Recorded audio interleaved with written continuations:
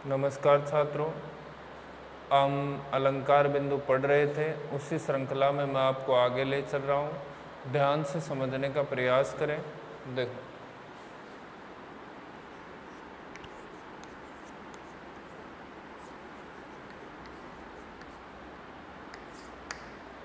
अलंकार, ठीक है।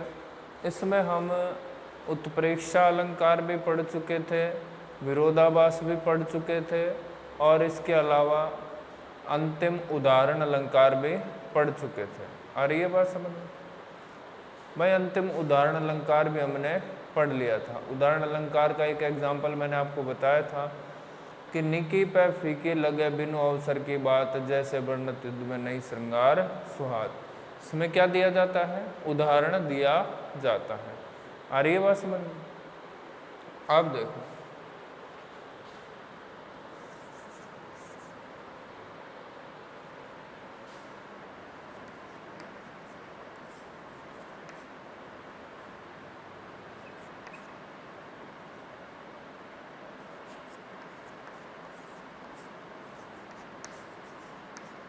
पुनरुक्ति प्रकाश अलंकार क्या है हमारे सामने? पुनरुक्ति प्रकाश अलंकार। देखो, वैसे अलग से कोई अलंकार नहीं होता, लेकिन जिस पंक्ति में हमें कोई अलंकार लगे ही नहीं और एक से अधिक बार शब्द की क्रमशः आवृत्ति हो और प्रत्येक बार उसका अर्थ क्या हो? समान हो, वह अलंकार कौन सा होता है? पुनरुक्ति प्रकाश अलंकार। किस प्रकार?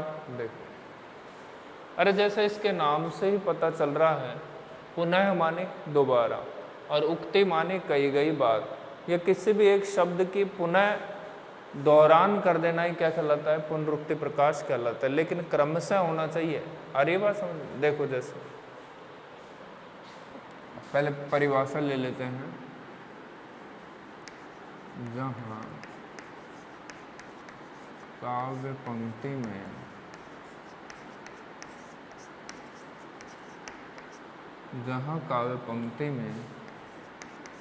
एक ही शब्द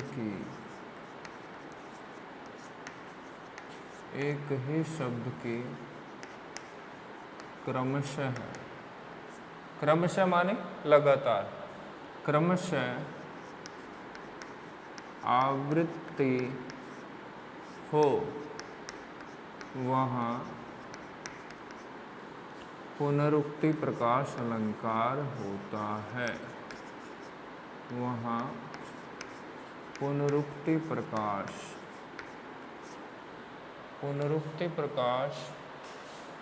अलंकार होता है।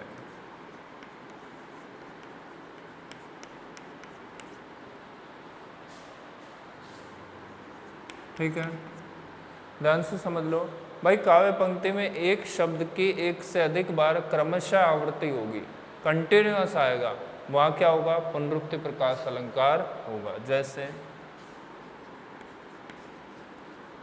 मैं अधिकतर उदाहरण आप ही की पुस्तक के देने का प्रयास करता हूँ। देखो, जैसे एक है, पुनि पुनि मोहि दिखाओ कुठारो। पुनि पुनि मोहि दिखाओ कुठारो।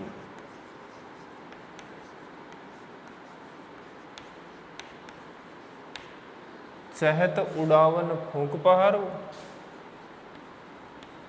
चहत उड़ावन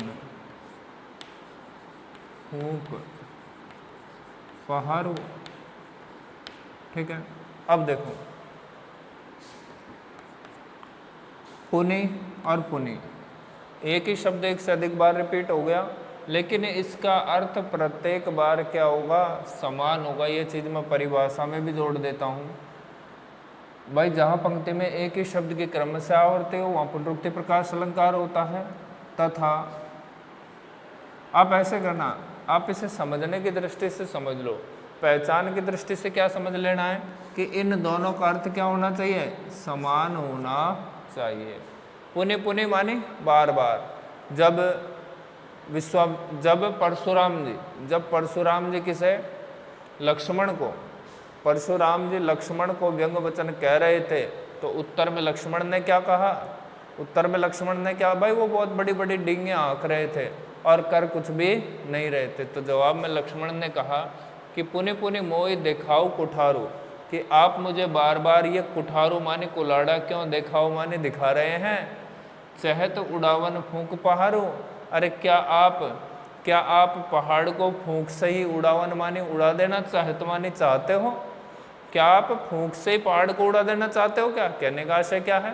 क्या आपने कुलाड़ा व्यर्थ पकड़ रखा है? आप तो बस अपने वाणी से ही, अपने वचनों से ही क्या करना चाहते हो? मुझे हानि पहुंचाना चाहते हो। अरे बात समझो। तो एक शब्द एक से अधिक बार यदि प्रयुक्त हो जाए, प्रत्येक बार उसका अर्थ क्या हो? समान और क्रम से आवर्ती हो, तो क्या कहलाता है? पुनरुक्ति प्रकाश अलंकार। एक उदाहरण और दे रहा हूं, देखो।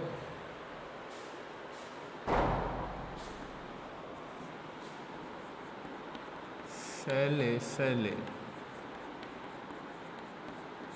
न माणिक्यम, ये दोहा आपने 5वीं 6ठी क्लास में पढ़ लिया होगा। शैले शैले न माणिक्यम मोक्तिकम न गजे गजे, मोक्तिकम न गजे गजे, और साधव न ही सर्वत्र नहीं सर्वत्र, और चंदन नाही वने वने।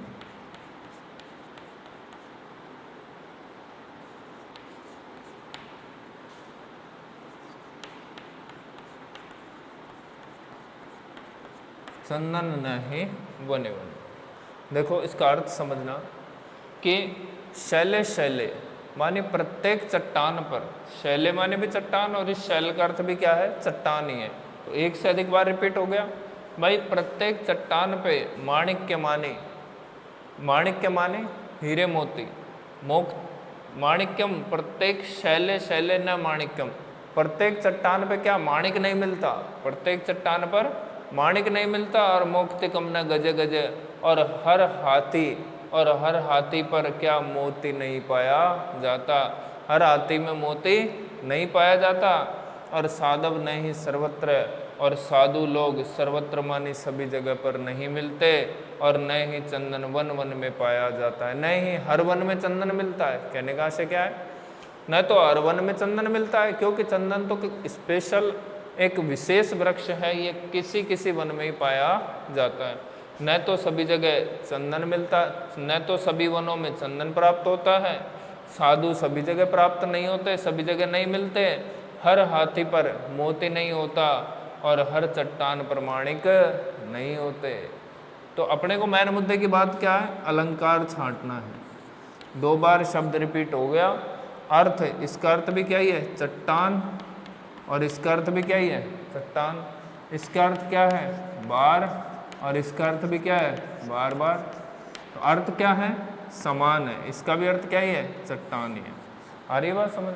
तो एक से अधिक बार क्रम से आवर्ती हो जाए, अर्थ प्रत्येक बार समान हो, वहाँ अलंकार कौन सा? पुनरुक्ति प्रकाश अलंकार होता है। ठीक है, आप इसको एक बार उतार लो।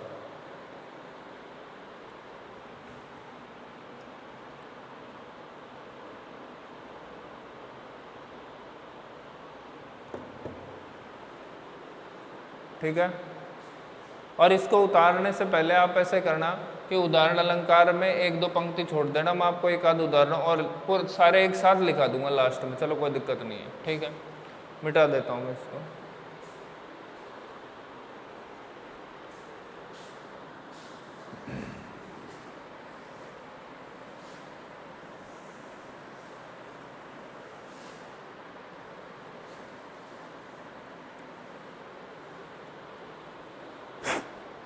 देखो, अब अलंकार पूरे हो गए। अब हम सभी अलंकारों के थोड़े 1-1, 2-2 उदाहरण और देख लेते हैं, उससे अपना अलंकार क्लियर हो जाएंगे। ठीक है, देखो मैं आपको लिखा रहा हूँ, एक बार उदाहरण अलंकार का एक एग्जाम्पल दे रहा हूँ। जो पावे, या प्रैक्टिस के तौर पे है कि भाई अपने को सीख गए या नहीं सीखे, ठीक है। जो पावे अति उच्च पद, अति उच्च पद, ताको पतन निदान।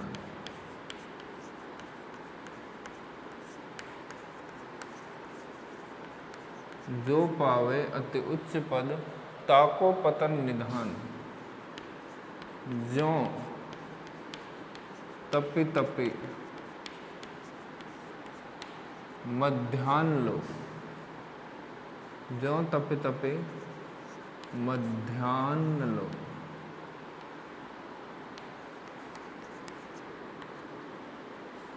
अस्त होत है भान।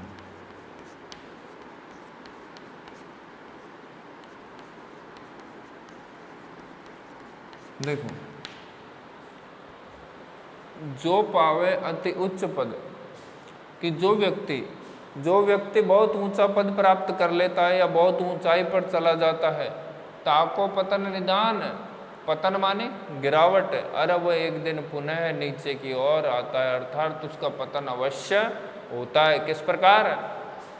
ज्यों माने जैसे, मैंने बताया था ना वाचक शब्द आता है, ज्यों जिमी जैसे, और उसके आगे क्या आएगा, उसी का उदाहरण नीचे दिया जाएगा। भाई ऊपर क्या बता रहा है कि जो व्यक्ति अत्यधिक उच्च पद को प्राप्त कर लेता है, ताको माने उसका पतन, निदान माने निश्चित होता है, कि वह अवश्य ही किसकी ओर, पतन की ओर अग्रसर होता है। एक समय आ जाता है कि जब वो किसकी ओर, पतन की ओर या गिरावट की ओर अग्रसर होता है। ज्यों तपी तपी मध्याह्न लो, किस प्रकार, ठीक उसी प्रकार जिस प्रकार सूर्य उगते समय थोड़ा मंदिम, फिर उसके बाद वो कहाँ, मध्याह्न में अपने पूर्ण तेज पर होता है, दोपहर में अपने पूर्ण तेज पर होता है, उसका पूर्ण प्रकाश चारों ओर फैला रहता है, धूप बहुत जोर की पड़ती रहती है, लेकिन अस्त होते है भान। लेकिन वह भी संध्या के समय क्या हो जाता है, भान माने सूर्य अस्त हो जाता है, वह सूर्य भी संध्या के समय अस्त हो जाता है। एक समय था मध्याह्न, ये दोपहर जब वो बहुत तेज गर्मी दे रहा था, और धीरे धीरे किसकी ओर, अस्ताचल की ओर चला जाता है। ठीक उसी प्रकार अरे जो व्यक्ति अत्यधिक उच्च पद को प्राप्त कर लेता है, एक समय आने पर वह अवश्य ही पतन को प्राप्त करता है, अवश्य उसके पद में गिरावट आती। तो इसी का उदाहरण कहाँ दिया है, नीचे वाली पंक्ति से स्पष्ट कर रही है। वाचक शब्द आ गया, इसलिए किस अलंकार का, उदाहरण अलंकार का उदाहरण। ठीक है, अब सुनो, अब आपके समझ दिमाग में एक चीज कौन देगी, जब आप अलंकारों को पहचानोगे तब आपको एक दिक्कत आएगी कि एक पंक्ति में एक ही अलंकार होता है या एक से अधिक अलंकार होते हैं, है कि नहीं। अब तक मैंने आपको एक काव्य पंक्ति में एक ही अलंकार बताया, भाई कोई सी भी काव्य पंक्ति हो, दोहा हो, उसमें एक ही बताया अब तक, लेकिन ऐसा नहीं है बच्चों। क्यों कि जिस प्रकार एक व्यक्ति एक से अधिक कितने भी आभूषण धारण कर सकता है, ठीक उसी प्रकार एक कविता या एक काव्य में भी एक से अधिक कितने ही अलंकार हो सकते हैं। अरे बात समझ, देखो इसको चाहो तो आप लिख लेना, ये प्रैक्टिस के लिए है, आपके अभ्यास के लिए है ना। अब मैं दूसरा उदाहरण बता रहा हूं।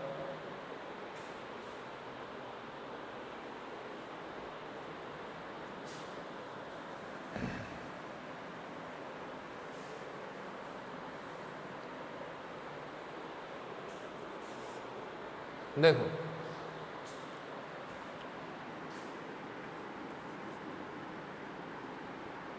अरे इससे पहले एक अलंकार और आता है बच्चों, वो मैं आपको सिखा देता हूँ, क्योंकि देखो वो पुस्तक में अलग से कोई अलंकार नहीं चलता, वो क्या है, एक पाश्चात्य अलंकार है, विदेशी अलंकार है, लेकिन आता अपनी हिंदी की पुस्तकों में भी है, क्योंकि हिंदी भी एक भाषा है, अंग्रेजी भी क्या है, एक भाषा है।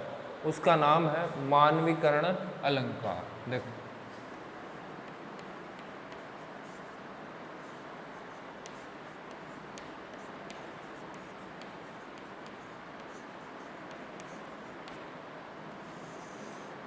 और देखो प्रकृति परक अधिकांश कविताओं में यही अलंकार पाया जाता है। देखो कैसे, जहाँ जहाँ प्रकृति पर मानवीय आरोपण, जहाँ प्रकृति पर मानवीय आरोपण कर दिया जाए, मानवीय आरोपण कर दिया जाए, जहाँ प्रकृति पर मानवीय आरोपण कर दिया जाए वहाँ मानवीकरण अलंकार होता है।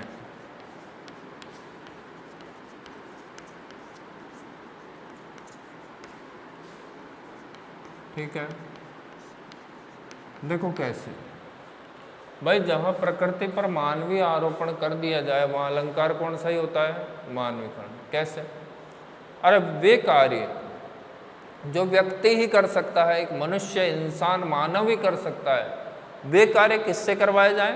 प्रकृति से। प्रकृति में कौन आता है? आप सब जानते हो, सुबह का समय, शाम का समय, पेड़ पौधे जितनी भी जड़ वस्तुएं हैं जो हमारे वातावरण में मौजूद है, उससे ही क्या कहते हैं? प्रकृति। जो किससे रिलेटेड है? प्रकृति से संबंधित है। किससे संबंधित है? प्रकृति से संबंधित। जैसे मैं एक उदाहरण दे रहा हूँ,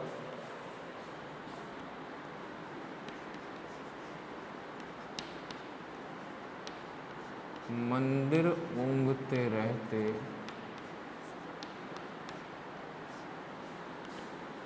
रहते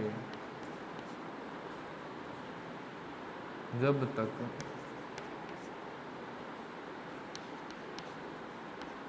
जग जननी भर तारा।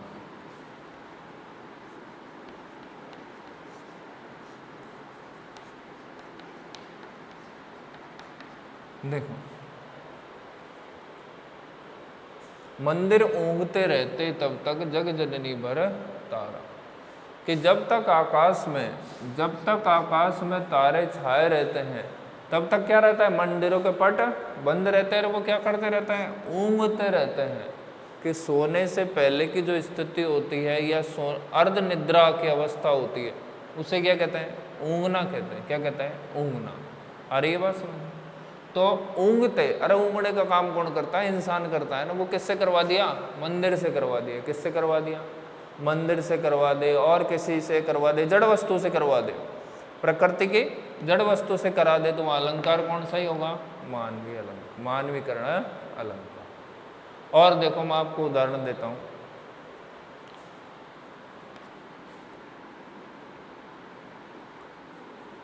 उदयाचल से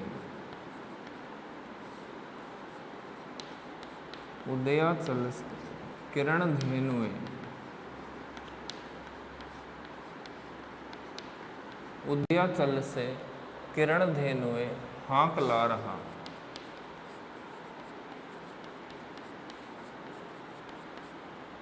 उदयाचल से किरण धेनुए हाँक ला रहा, वह प्रभात का ग्वाला।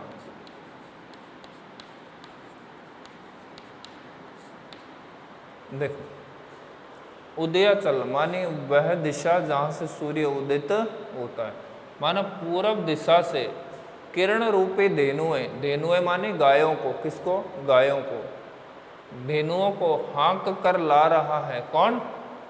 वह प्रभात का ग्वाला। प्रभात का ग्वाला कौन? सूर्य। कौन? सूर्य। किसे हाँक कर ला रहा है? धेनुए माने यहाँ किरण, धेनुए का अर्थ क्या है? किरण माने सूर्य की किरणें, और धेनुए माने गाय। देखो ऐसे समझो कि जो ही धीरे धीरे सूर्य उदित होता है, धीरे धीरे सूर्य उदित होता है, तो वह अपनी जो किरणें हैं, वह जो किरणें हैं उन्हें चारों ओर फैला देता है। तो सूर्य को तो किसका रूपक दिया है? ग्वाले का। किसका? ग्वाले का। और किरणों को किसका रूपक दिया है? धेनुए अर्थात गायों का, क्योंकि ग्वाला क्या ही चराता है? गाय चराता है। आ रही बात समझ। लेकिन यहाँ गायों को किसका रूपक दिया है? किरणों का। किरण रूपी धेनुओं को हाँक कर ला रहा है। जो सूर्य है वह पूर्व दिशा से या उदयाचल से किरण रूपी गायों को हाँक कर ला रहा है, किरण रूपी धेनुओं को हाँक कर ला रहा है। अरे आगे आगे किरणें फैलती जा रही है, पीछे से ग्वाला आता जा रहा है, माने उन्हें हाँक कर ला रहा है। जबकि हाँकने का और गायों को चराने का काम कौन करता है? अरे ग्वाला करता है। कौन करता है? ग्वाला। ग्वाला अपना जैसे सजीव इंसान होता है वो इस कार्य को करता है। तो यहाँ प्रकृति पर क्या कर दिया है? मानव का आरोपण कर दिया है। भाई जो काम इंसान करता है वो किससे करवा दिए? प्रकृति से करवा दिए, सूर्य से करवा दिए। इसलिए अलंकार कौन सा है? मानवीकरण अलंकार।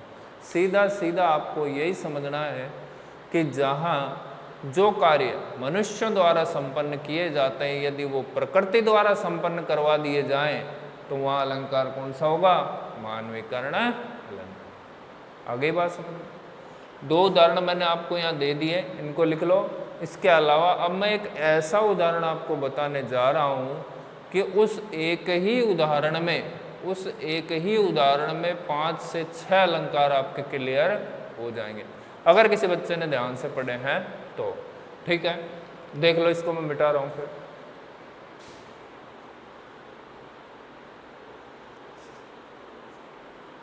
देखो,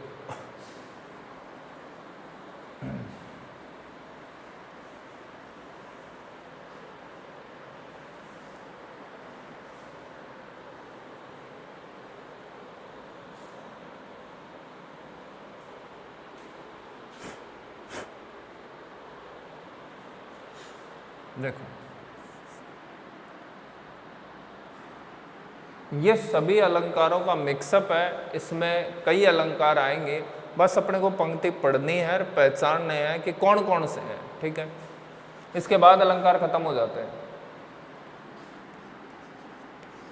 दिवसावसान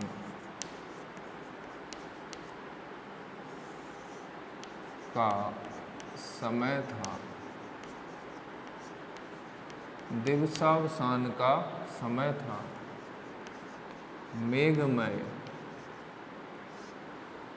आसमान से, यह है ना, मेघमय आसमान से उतर रही थी। मेघमय आसमान से उतर रही थी संध्या सुंदरी। संध्या सुंदरी परी सी धीरे धीरे धीरे। ठीक है, देखो मैंने आपके सामने ये उदाहरण लिखा है और देखो अर्थालंकार हैं। अधिकांश अलंकार कैसे हैं? अर्थालंकार हमें उसकी पहचान अर्थ से समझकर करनी पड़ती है। तो उसी श्रृंखला में ये है, ध्यान से देखना, अर्थ समझो पहले। दिवसावसान का समय था, अर्थात दिवस मानी दिन की समाप्ति का समय था। अवसान मानी समाप्ति, दिन की समाप्ति का समय था, दिवस के अवसान का समय था, शाम का समय था। मेघमय मानी, मेघ मानी बादलों से, मय मानी युक्त। मेघमय बादलों से युक्त आकाश से, आसमान से उतर रही थी कौन? अरे मेघमय आसमान से उतर रही थी कौन? संध्या रूपी सुंदरी। कौन? संध्या रूपी सुंदरी। किसके समान? सी, परी सी। किसके समान? परी के समान। कैसे? धीरे धीरे धीरे। बादलों से भरे आकाश से संध्या सुंदरी परी कैसे उतर रही थी? धीरे धीरे धीरे। कहने का आशय क्या है? कहने का आशय यह है कि परी का उपमान किसको दे दिया है? संध्या को। और क्या दिया है रूपक? सुंदरी का रूपक दिया है, एक मानवी का रूपक दिया है। और वो किस प्रकार आ रही है? धीरे धीरे धीरे। कहने का मतलब क्या है कि अरे धीरे धीरे शाम का समय होता जा रहा है, आकाश में बादल छाए हुए हैं और धीरे धीरे शाम का समय हो रहा। अब आप इसमें देखो और पहचानो कि अलंकार कौन कौन से। बिल्कुल दिमाग को स्थिर रख करके आप पीछे के उदाहरणों से जो पढ़ चुके हो आप, उनके माध्यम से एनालिसिस करके आप इसमें अलंकार छांटने का प्रयास करो। ध्यान से देखो,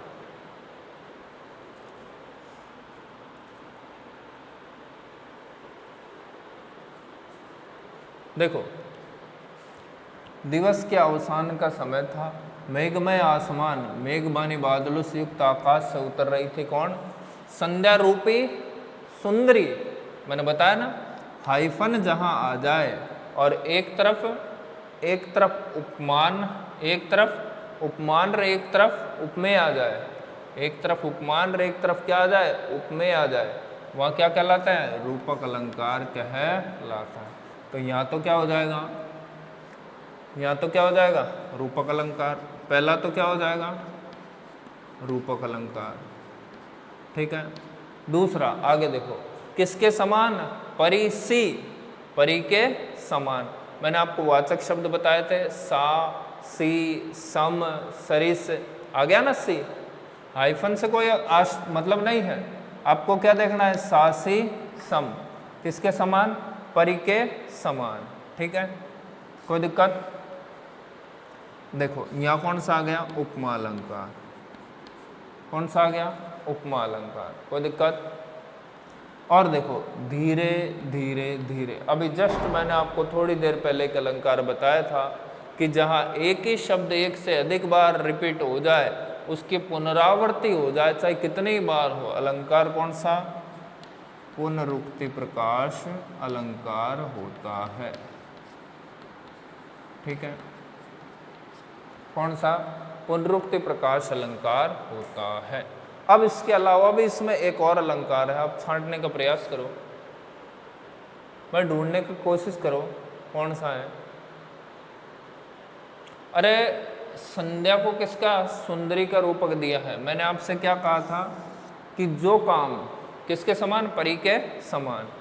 जो काम इंसान करता है, व्यक्ति, मनुष्य, स्त्री, जो भी है वो करता है, एक सजीव करता है, वही कार्य अगर किससे करवा दिए जाएं, अरे एक मानव जो काम करता है और वही काम प्रकृति से करवा दिए जाएं, तो अलंकार कौन सा होता है? मानवीकरण अलंकार। तो संध्या को सुंदरी का रूपक दे दिया, और संध्या को सुंदरी का रूपक दे दिया, जबकि संध्या तो क्या है?